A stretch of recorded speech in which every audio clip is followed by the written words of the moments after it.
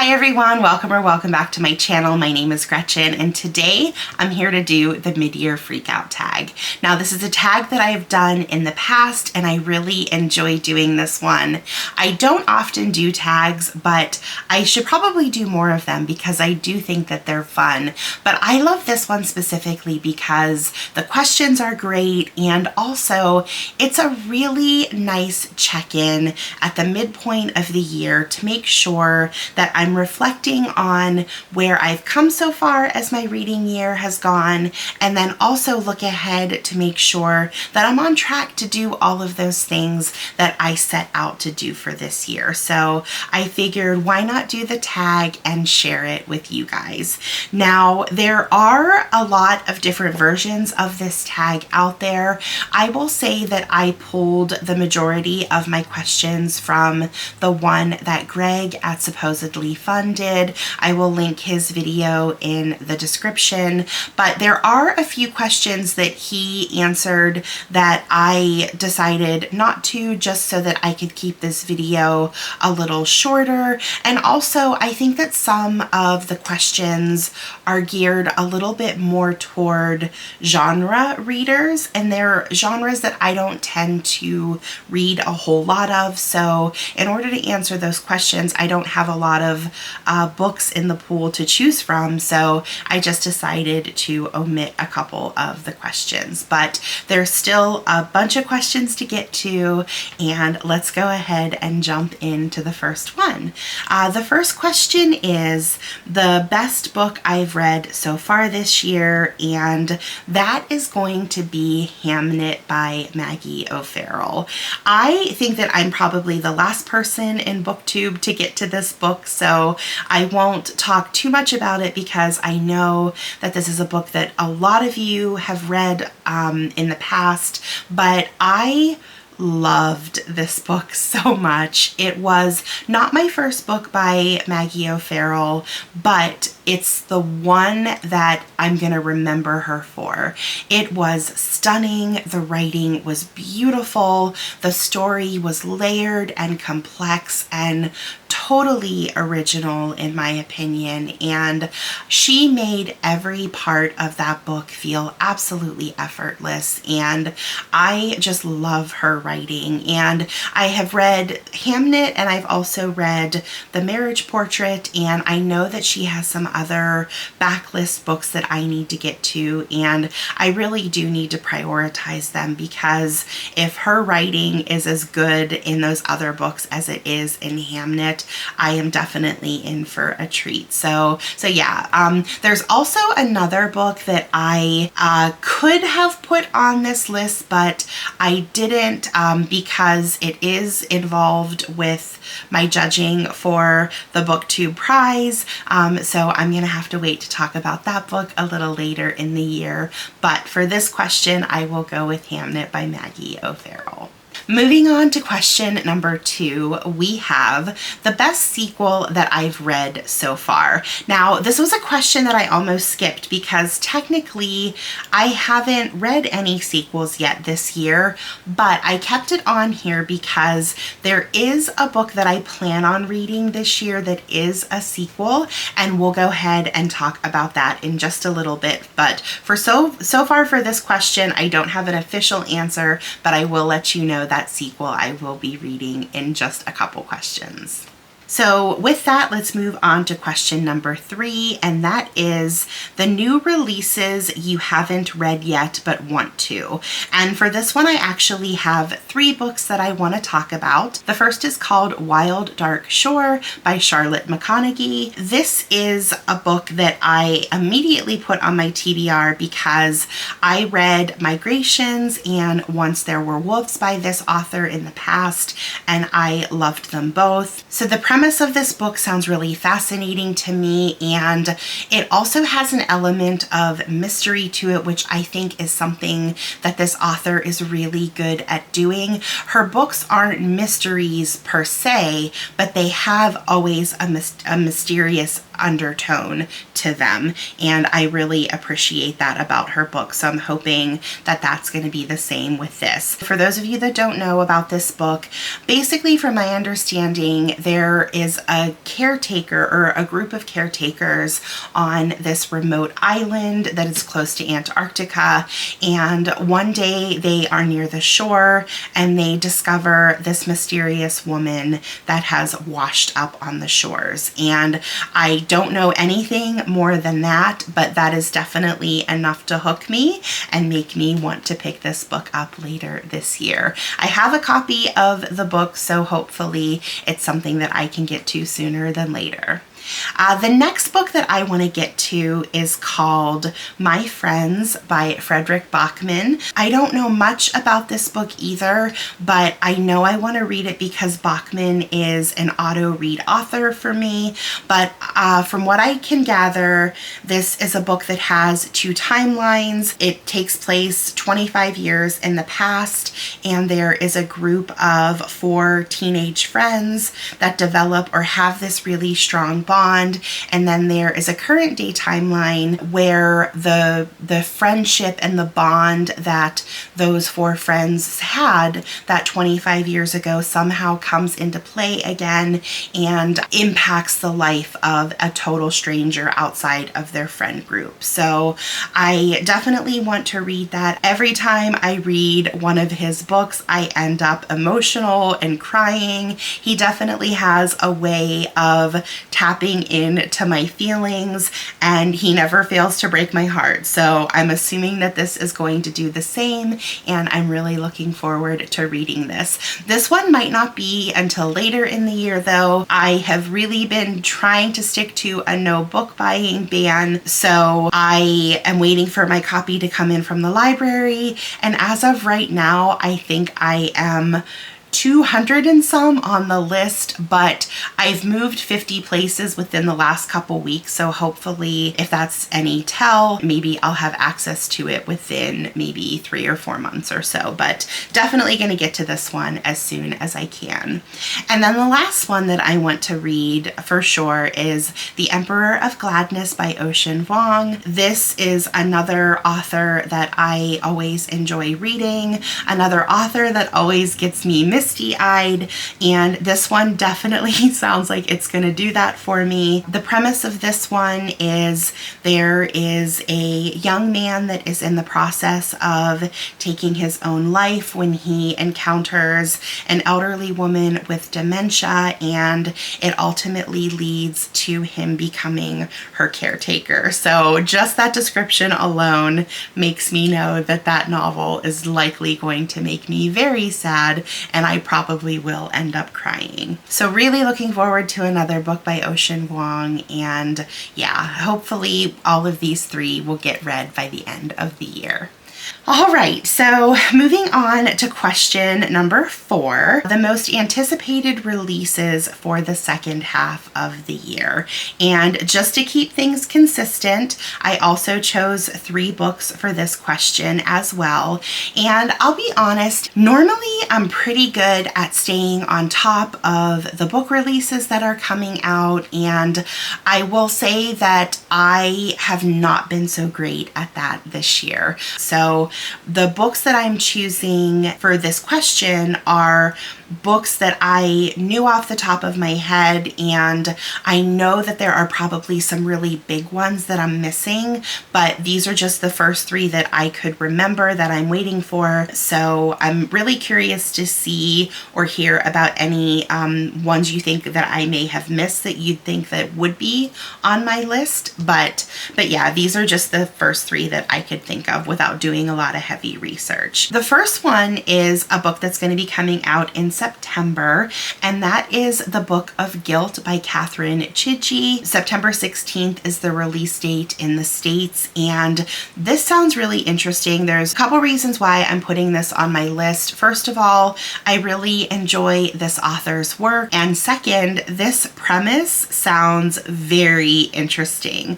So I'll read what it says so that I don't mess it up. It says, in an alternate world in 1979 where no one won World War II, 3 orphan brothers and a sheltered girl uncover the chilling truth behind their existence and the government's sinister plans. As their lives collide, they must risk everything to escape a fate far darker than they imagined. So yeah, that sounds so good, and I love Catherine Chidgey's writing style, and I really think that with that combination of her writing style and that synopsis, that it's something that I'm really going to enjoy. So looking forward to that one. The next one that I thought of, and it's set for an October release, and that is Wreck by Catherine Newman. So for those of you that know, Catherine Newman wrote a book, I think it was last summer, called Sandwich. I really enjoyed that book. It follows a woman named Rocky, and it takes place in the summer, and they're on a beach vacation. And it's just the main character, Rocky, reflecting on so many things. She's a woman that's going through menopause. We learn about her relationship with her husband. We learn about her trials and tribulations with being a mother and parenthood. She also is coming to terms with her parents getting older and starting to realize that that might be the last vacation that they're all on together. And it also talks about a lot of other life changes. And I thought it was really funny, and I thought it was nostalgic, and it's also a really great read for the summer. It's a short book too, so it would be a great beach read, I think. The book Wreck picks up with the same family in Sandwich, but it takes place 2 years later. So I'm sure there are a lot of things that we're going to have to catch up on. The way that Sandwich ended, there were a couple things that we knew would be taking place in the future. So I'm sure that those are going to be covered, and I'm really looking forward to checking back in with Rocky and her family. And then, even though that was a sequel, that's not the sequel I was talking about. The other one I'm looking forward to is a book by Shannon Bowring. It's going to be the 3rd book in the Road to Dalton series, and it's called In a Distant Valley, and I'm really looking forward to this one. I have loved every book in this series so far. It's a trilogy, and I'm actually, although I'm looking forward to this coming out, I'm also sad because this is going to be the last one following the inhabitants of Dalton, which is this small fictional town in Maine. And I have loved every part of this series. I love the characters. It reminds me very much, if you're a fan of Elizabeth Strout. And as one series ends, it's always nice to know that she probably has another book, or she'll shift gears, and hopefully I'll have some more books by this author, because I really do like her. And I hope that if she does write additional books, that they are set in Maine as well. She's a resident in Maine, and she really brings her characters to life through the town and the landscape, and it's just a really fun time. And these books are also very sad, and they touch on a lot of real life issues, and they're very relatable, and yeah, I love them. I can't say enough good things about them. So those are the 3 books that I'm most looking forward to in the second half of the year as far as releases go. All right, so moving on to question 5, we're going to now talk about my biggest disappointment so far this year. And normally when I read this question, I think about a specific book, but I actually don't think I was really disappointed in any book so far this year. I think I got everything out of the books that I knew I was going to get out of them going in. There were definitely books I didn't care for, but I knew going into them that I didn't have high expectations for them, if that makes sense. So as far as the biggest disappointment, to answer this question, I think that I was underwhelmed by the Women's Prize for Fiction this year. And I'm not going to talk too much about it. I've talked about this a lot on my channel already, but I think in the end they got it right. I think Yale Vandervelden winning this for the safekeep was the right choice with the short list that we had to work with. And I loved that book, and I was so happy to see it get some prize recognition and a win. And it was definitely, for me, the best book on the short list. But I think I was just overall disappointed in the prize in general. There were some glaring omissions from the long list. There were some controversial inclusions in the long list, and I think that once we started to read some of the books, there were some really strong contenders that everybody was talking about. I'm thinking specifically of Nesting, and there's another one that is escaping me at the moment, but they really had a lot of love, and they were getting a lot of acclaim, and they didn't make it onto the short list. And then I started to read the short list, and I was kind of underwhelmed by a lot of those books. So it was just a rocky roller coaster of a year for the Women's Prize for Fiction for me, and it did leave me a little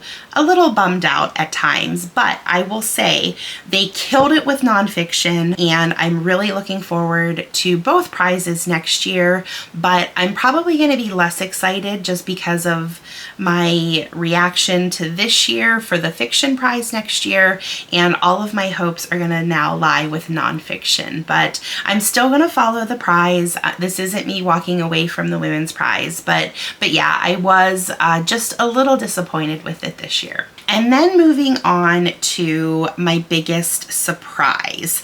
Now, my biggest surprise is a book, and I do have it here. My biggest surprise is a book called The Seas by Samantha Hunt.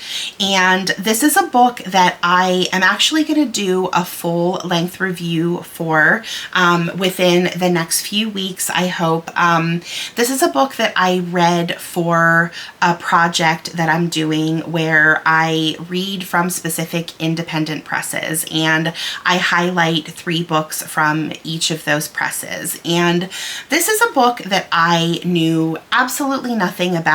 I made a list of the indie presses that I wanted to do videos for, and I knew that I wanted to do one for Tin House. It was at a library sale. They had this for $1, and I figured, you know what, I need a 3rd book anyway, so I'm gonna read it regardless. So I didn't even read the synopsis. And then I just jumped right into it, and I fell in love with this book. This is a strange book. It's a weird book. Basically, it follows a young woman, I think she's 18 or 19, in her past when she was 11, or I can't remember if it was when she was 11 or it happened 11 years in the past, but they live in this kind of moody northern coastal town in the States, and they her and her mother have been without their father for 11 years. One day he decided that he was just going to walk into the ocean, and he disappeared and he never came back. But the main character of the book has always kind of held on to the hope that her father is fine, because her father jokingly always told her that she was secretly a mermaid. So I know that sounds weird, but she's kind of held on to that hope that everything is still okay with her dad, and that she is part mermaid, and you know, she has this whole mythical life that she can escape to at some point in time. And part of herself takes it seriously, and part of herself, you know, realizes that it's just, you know, a childish myth that she'll have to get over. Now, the other part of this book is she falls in love. She meets a man. His name is Jude. I think he is in his 30s, like mid 30s, and he is this brooding, depressed man. He has suffered a lot in his life. He's seen a lot. He is an Iraq War veteran, and he has this connection with her, and she is in love with him, but you know, he is troubled and can't fully love her the way that she needs him to. And it's just this complicated, beautiful story. I am not giving it any justice at all. I will talk about it more in depth whenever I do that full-length review for that video that I have coming out. But yeah, I was totally caught off guard by this book, and it may be because I just picked it up without knowing anything and had no idea what I was going in for. But yeah, I enjoyed it so much, and I am really impressed with this author. One other thing to mention is that this is not a new release or a book. It was actually re-released. I think it was written originally in, let me see here. It was originally written back in 2004, so it's been around for a while, but I'm just now getting to it, and I absolutely loved it. And also, the cover is absolutely gorgeous. All right, so now that I've gushed over that book for a couple minutes, let's move on to the next question, which is favorite new author.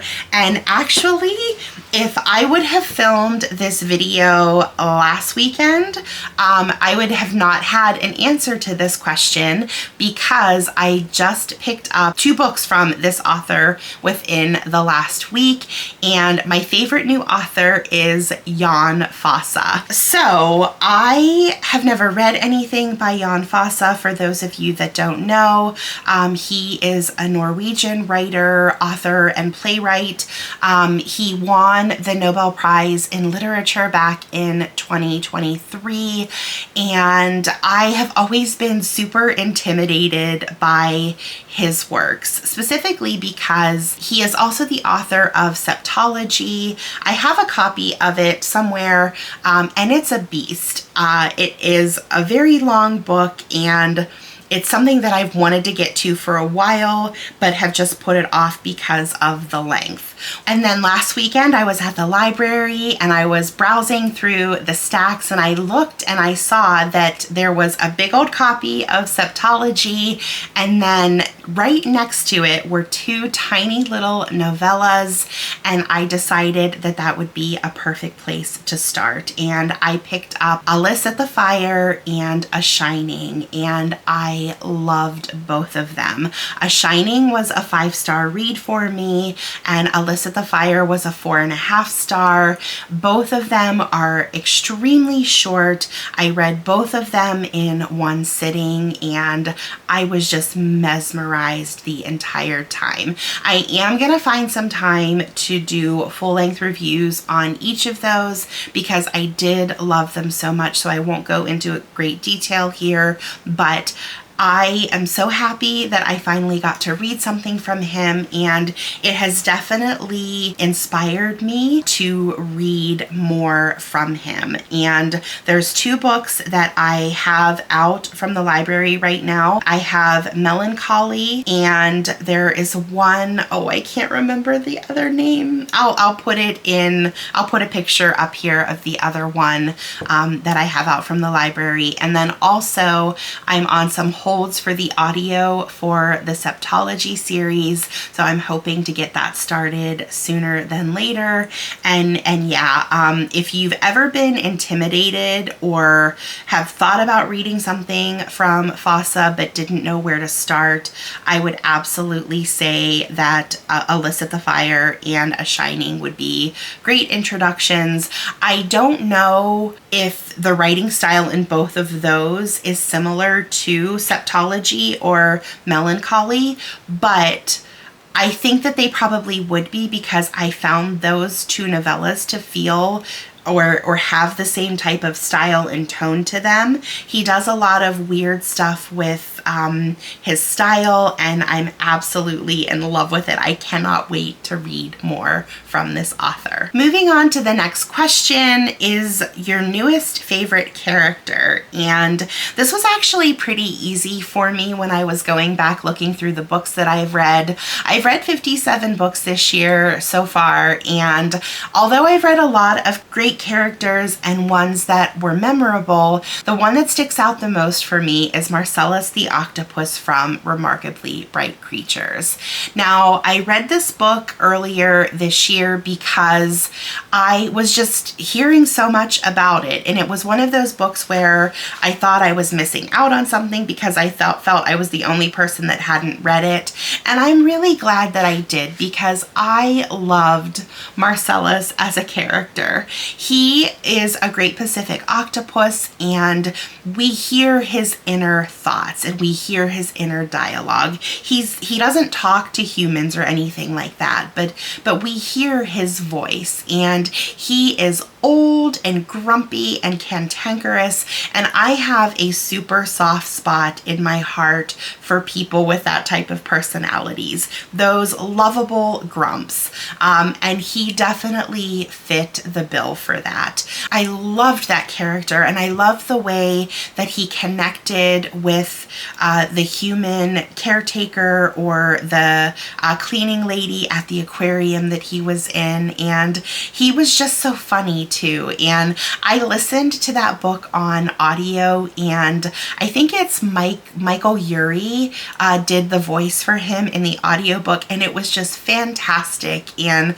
I just absolutely loved Marcellus, and I really wish that he took up more space in the book. And I also know that every time I go to an aquarium now and I see an octopus, I'm gonna hear that voice of Marcellus in the back of my mind, and it's gonna make me smile because I just loved him so much. All right, moving on to the next question, we have a book that made you cry.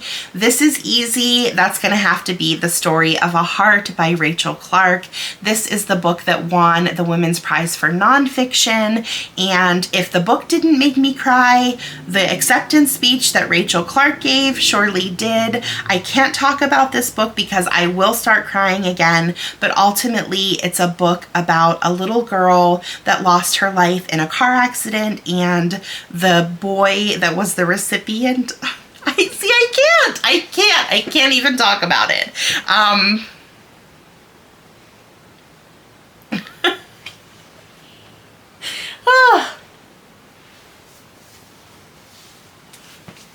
I can't talk about it. It's sad, but it's good. It's sad, but it's good. And it is definitely worth a read.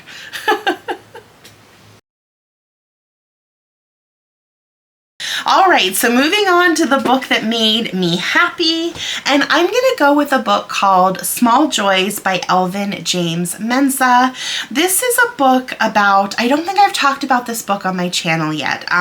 This is a book about an unlikely friendship and second chances and getting a new lease on life. You have Harley, who is a gay black man, and he's really struggling. He already feels like he is at a disadvantage in his life because of his race, but he has a strict father that doesn't approve of him being gay. He thinks it's a phase. He thinks that it's a decision that he has made, and he'll eventually work out of this phase and he can be fixed and cured of this. And basically, Harley just can't find any joy in his life or anything to live for, and he makes the decision that he is going to end his life. And in the process of doing that, his new roommate, Muddy is his name, stumbles upon him and interrupts the act. And from there, they were roommates, but they didn't really have a huge connection. And then after that moment, they really started to have this close connection. And then the two of them embark on this beautiful friendship. And Muddy is kind of the complete opposite of Harley in many aspects. He is a joyful person. He's straight, he's confident, he's the life of the party, and he has a vibrant social life and just exudes joy wherever he goes. He finds happiness in everything and all of the little things. He's a fan of Oasis and bird watching, and just lives life to the absolute fullest, and nothing can remove that smile from Muddy's face. And this was such a beautiful book, and the message was so uplifting and happy, and I don't hear enough people talking about this book. And even though it has its sad parts, this book was an absolute joy to read, and it made my heart happy. Moving on to the next question, we have my favorite book to film adaptation you saw this year. Now, normally I would say that would be a first time watch, but I'm not sure if this will count, but it's my channel and I make the rules. And anytime I get to talk about my favorite movie of all time, I'm gonna do it. So my answer is the 2005 adaptation of Pride and Prejudice. This movie is absolute perfection to me. It was the 20th year since this has been released, and they brought it back to theaters for a limited engagement, and I literally went to see it 5 times. I didn't get to experience it in the movie theater when it was released originally, so I was so happy to get the opportunity to see it on the big screen, and I loved every single viewing of it in the theater. Each time I went to see it, the crowd was fantastic. They were so engaged. You had first-time viewers, you had women taking their boyfriends and their husbands, and there were audible gasps at times for things that were happening in the movie. And I don't think that I would change a single thing about the movie or that entire experience. I don't even care that the last scene of the movie is incredibly cheesy. I wouldn't change a single thing. It is absolute perfection to me. And I know that I'm gonna ruffle some feathers by saying this, but don't get me wrong, I love Colin Firth, but Matthew Macfadyen is the superior Darcy, and I will die on that mountain. You will not convince me otherwise. I loved the adaptation with Colin Firth and Jennifer Ely, but they didn't give me tension. The tension and the yearning between Macfadyen and Knightley as Elizabeth and Darcy, you cannot match that. The cinematography of that movie is phenomenal. That scene on the monument where they're soaking wet in the pouring rain, and she's furious at him because she just realized what he did, and he's at his most vulnerable with her and ready to confess his love, and she's hating him and he's loving her, and the back and forth, it's so good. And then that scene close to the end where Darcy comes walking through the field and there's mist and fog and it's dawn and the lighting is perfect. Like, you cannot tell me that that is not a beautiful movie. And I don't care how many times I've seen it, it's my comfort movie. And I think, as a matter of fact, after I'm done filming this, I've convinced myself that I need to watch that this afternoon because, ugh, so good. I could literally sit here and talk about that movie for the rest of the week, but I'm not gonna put you through that, so I will move on to the next question. The last and final question is, what books do you need to read by the end of the year? So if you follow my channel, you know obviously I'm gonna be reading the Booker Prize long list. I don't know what any of those books are, but I do know they're gonna be releasing that list on the 29th of July, and and I'll be focusing on that for probably a month or two to get all of those done. I'm really going to do my best to get them all read prior to the shortlist announcement, but we'll have to see what happens. I have also read some books that I would really like to finish, but they're books that I'm not necessarily in the mood to read.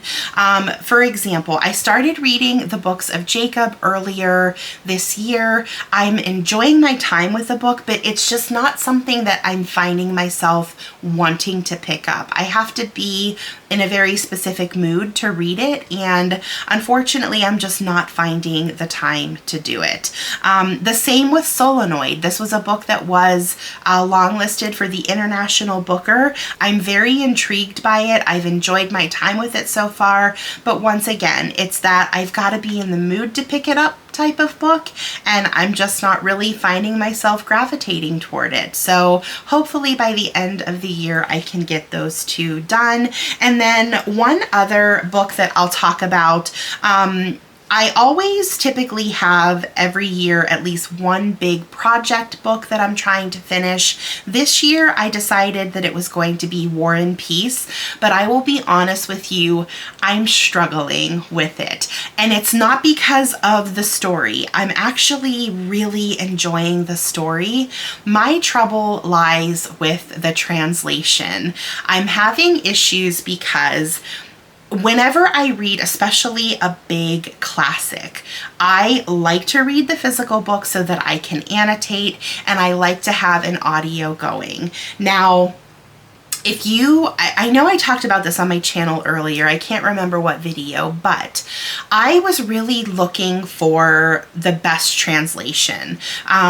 If you read translated literature, especially classics, you'll know that there are often different versions of the stories by different translators. And finding that perfect translation for you as a reader is really important. And I had done some research before I started to read the book, and I found that the translation I was getting along with the most was the Anthony Burgess version.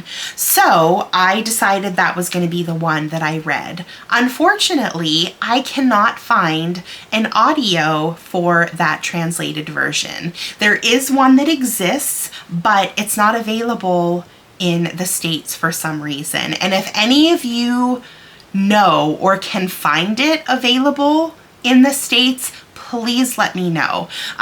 It keeps saying in Audible that it's not available in this region. I don't know if that's just temporary, but it's driving me insane. So what I've been doing is I've been reading it without an audio, and I'm finding that to be frustrating because there are a lot of Russian names and places, and I'm struggling because I'll get to that name and not know how to say it, and I'm skimming over it. And if you've ever read any type of Russian classic literature, you know names are really important to pay attention to, because a lot of the characters have the same names. A lot of characters have 4 different versions of their name, and I'm really struggling to keep track of all of it without that audio and the proper pronunciation. So I know that it's a story I'm enjoying and I'm engaged with it and I want to continue, but I'm finding that whole process really exhausting. So I think what I'm going to have to do is make a decision as to whether or not I continue and just deal with it, or if I start over again with the mod translation, which I have a physical copy of the book and have access to an audio copy. So I know that that probably sounds like a silly reason for some of you, but it's really messing with my head and it's impeding my enjoyment of the book, which I don't want that to happen, because I don't want that to have any impact on how I review the book or my overall enjoyment level. And even though I'm finding the story fascinating and I'm really engaged with it, it's making for a not great reading experience, and reading should be about fun and enjoyment, and it shouldn't feel like a slog or a struggle. And I also don't want to miss out on a really great piece of classic literature because I can't get in the right headspace to read it. So, so yeah, we'll see if I continue with it, but it is looking like I will probably go to the mod, but we'll see how I feel in the next week or so. So there you have it. Those are my answers, and thank you so much for joining me. If you have any answers to these questions that you'd like to share with me, go ahead and put those in the comments. And if you're a content creator, please consider doing your own version of this video. These are some of my favorite videos to watch throughout the year from other content creators. So I'd love to see where you guys stand with these questions, and until we read again, bye!